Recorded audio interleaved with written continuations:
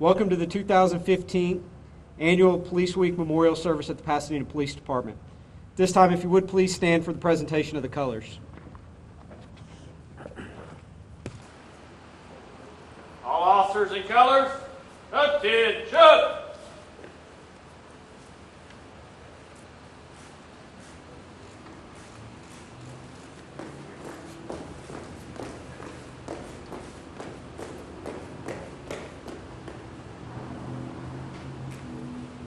All officers and colors, present arms.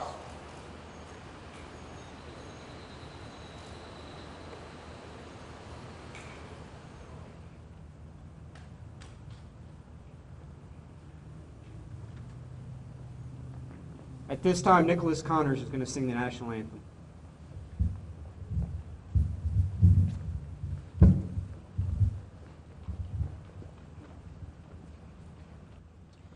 Oh, say, can you see by the dawn's early light once so proudly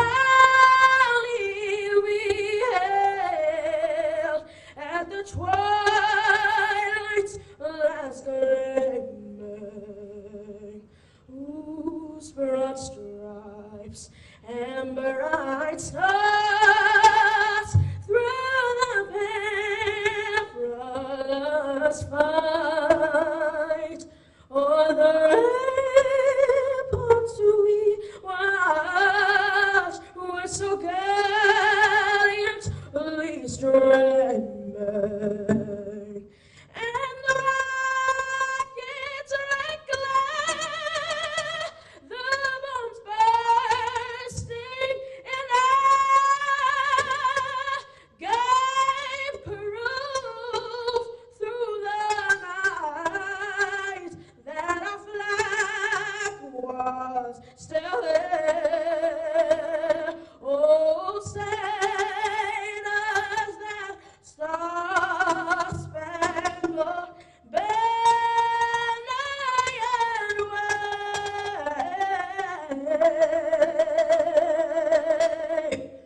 o'er the land of the free and the home of the brave.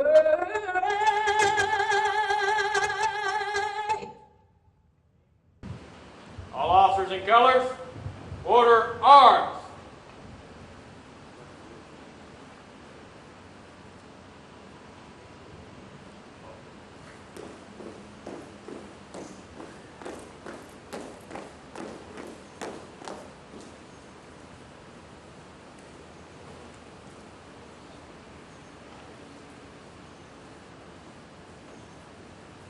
All officers and colors, parade rest.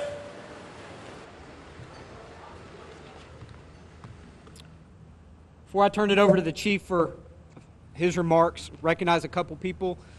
First, our mayor, Johnny Isbell.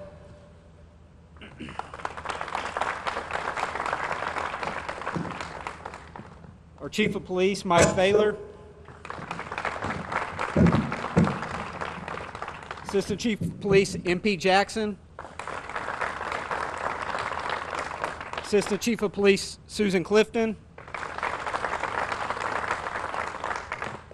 Pasadena City Councilman Darrell Morrison. Pasadena City Councilwoman Pat Van Hout. And the Deer Park Police Chief Greg Grigg. And now I'll turn it over to Chief Mike Thaler.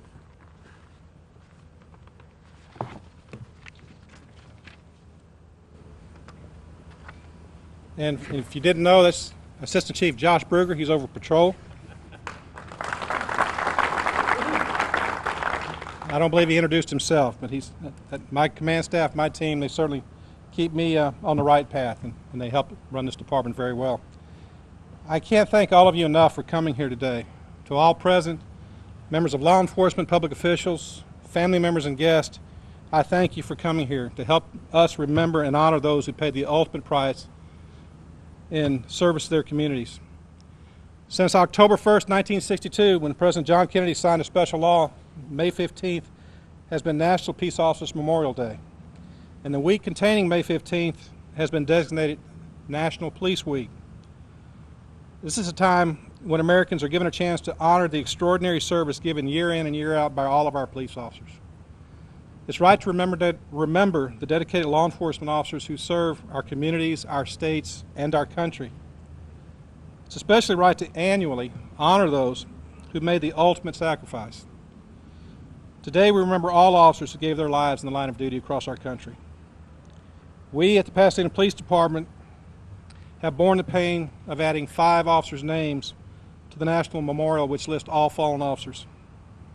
Unfortunately, we're too familiar with the toll it takes on the officers who work beside them, but more importantly, on the families of those we've lost. I can assure you they're not forgotten, and their memory lives on to those who follow in the calling to be a police officer here in Pasadena. It's for this reason that we come together on National Police Week to honor them. Nationally, there are more than 850,000 law enforcement officers who work to keep the peace. It's been reported that an officer is the victim of a serious assault approximately once every 10 minutes in America.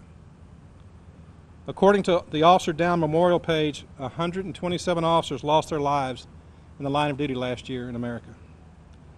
10 of those names came from Texas. So far this year, another 43 across the nation have fallen.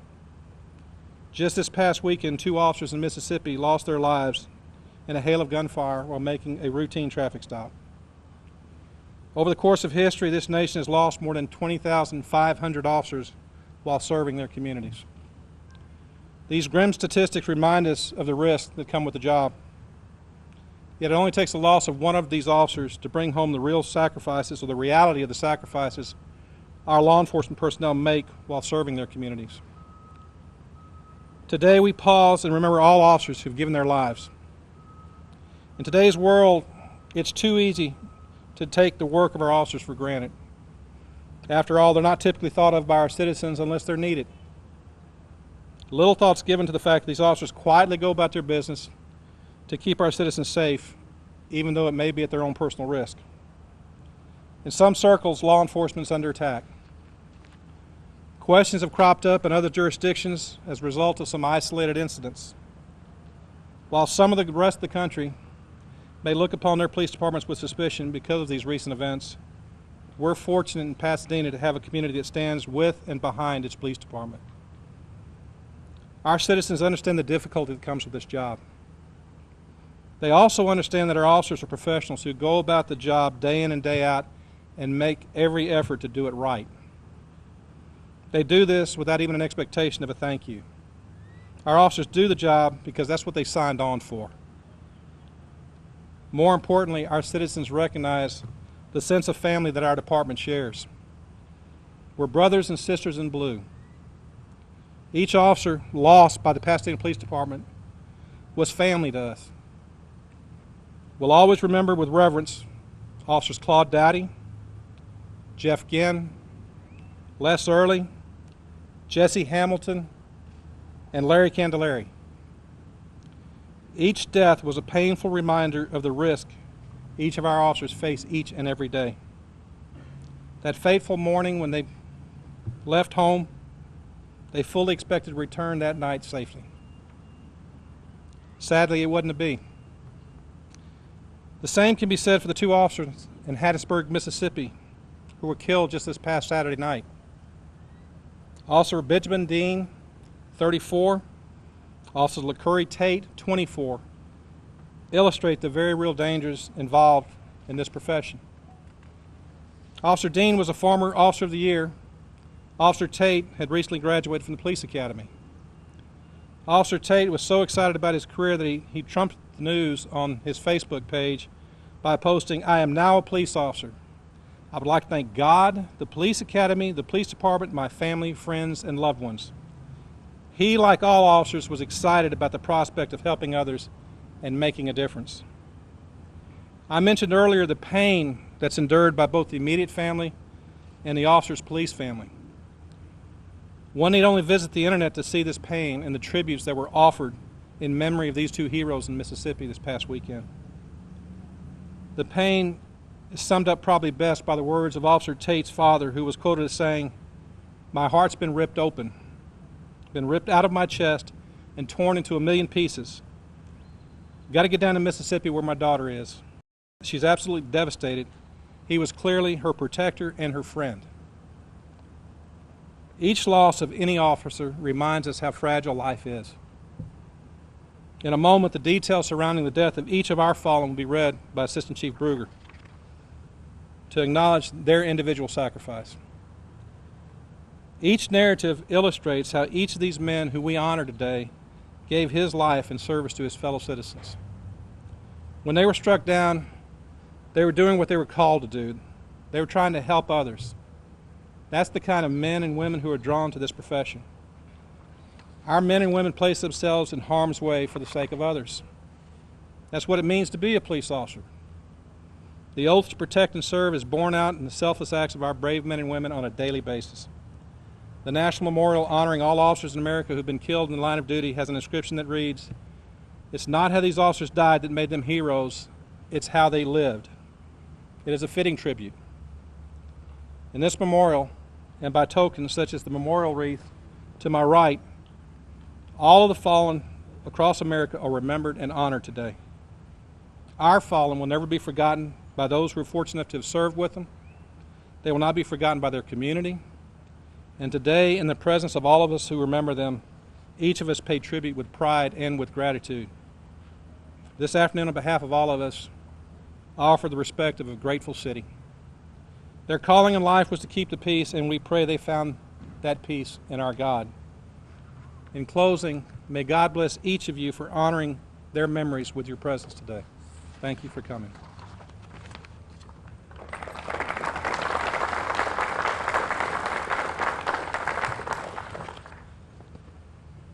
Next, Mayor Johnny Isbell will come up and say a few words.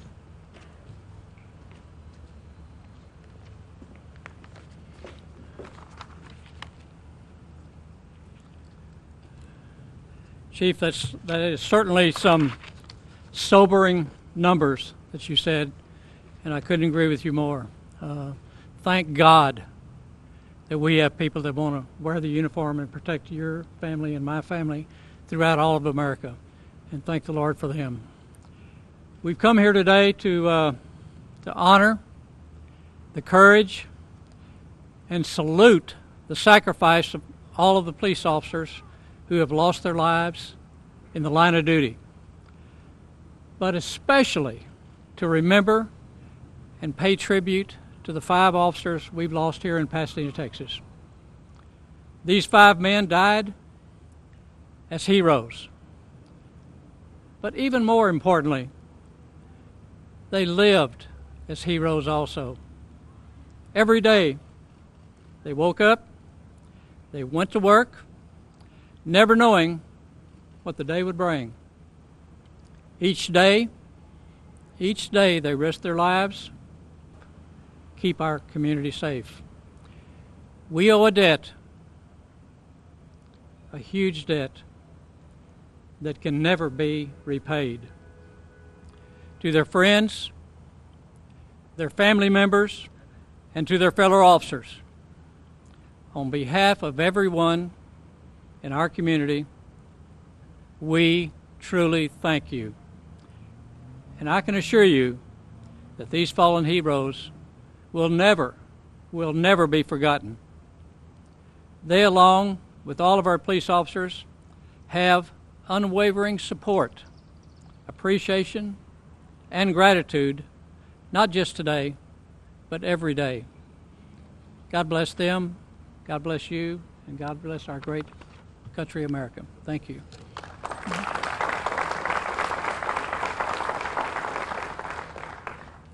Thank you, Mayor. Patrolman Arthur Claude Dowdy, end of watch, Sunday, December 24th, 1944. Patrolman Arthur Claude Dowdy was directing a heavy traffic exiting the shipyards at Maine and Sterling, which is now 225, on the afternoon of December 22nd, 1944. While in the course of directing traffic, Officer Dowdy was inadvertently struck by a vehicle and transported to Pasadena General Hospital. Officer Dowdy suffered internal injuries to which he succumbed 2 days later on Christmas Eve, 1944. He was 54 years of age. Patrolman Jeffrey Dean Ginn.